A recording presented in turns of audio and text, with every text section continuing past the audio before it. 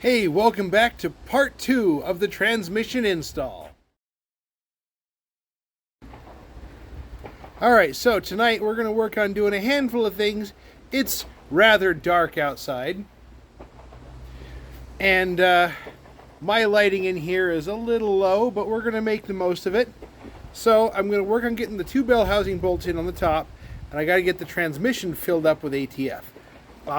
Those are the only 2 things I can think of right now that need to go on from above. I believe I've got everything else underneath taken care of, so that sets me up pretty good for, coming back tomorrow, getting this thing started up. It's a little late. I don't need to be making that much noise, this late at night. So we're going to do the quiet stuff, and we're going to see how far we get.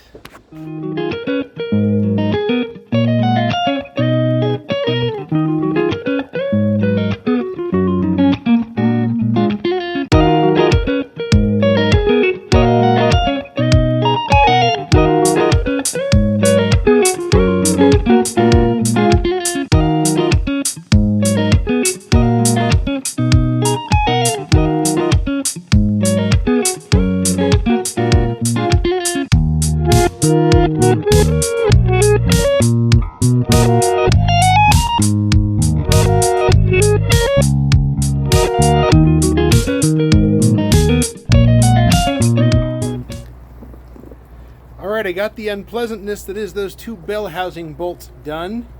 My auto shop teacher in high school, Dave Stevenson, Russ, if you're listening, make sure that you know that I still talk about him, told us that when you're doing these things, do the hardest ones first when you're taking stuff apart. So that way, it's nice and loose, everything backs out like it's supposed to.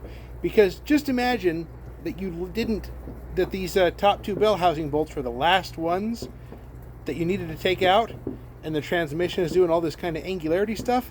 That thing's going to be a terror to get out. So, anyways, I got the bottom bell housing bolts done first, so they're tight. The transmission is square against the block, so that way those top 2 bolts were able to thread right in until they made contact.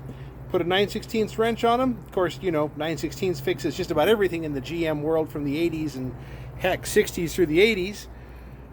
Put a 9/16 on there, tighten them up, give them like half a turn, and they go from contact to real tight right where they need to be. So now we're going to get the transmission filling. That's going to take a little while, a little tiny dipstick tube. But luckily I got a funnel that works good for it. I got to go grab it, and we're going to get to pouring some ATF up.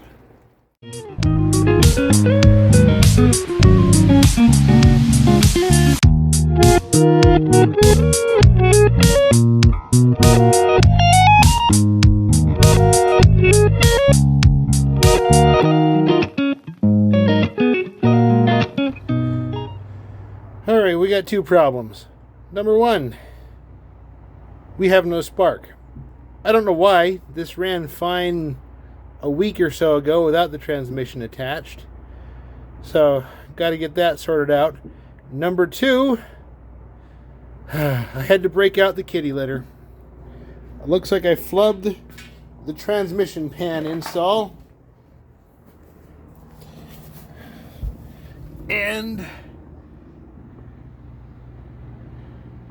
I got a leaky mess. So I flubbed the trans pan gasket install. Got to get a new one. And I think I'm going to call it good there. A little bit of disappointment for the evening, but at least I got it bolted up. Yeah, at least I got it bolted up. Let's just call it that.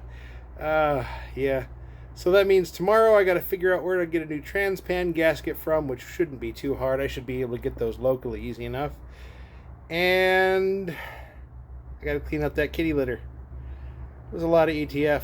I got to figure out how to reclaim that a bit. I don't want to lose that much Type F. That stuff's kind of expensive. So, anyways, minor disappointment for the evening. I tried. Anyway, thanks for watching. Get out there in the garage, do something, enjoy it. Even if you make a mess, it's still better than nothing. Thanks for watching.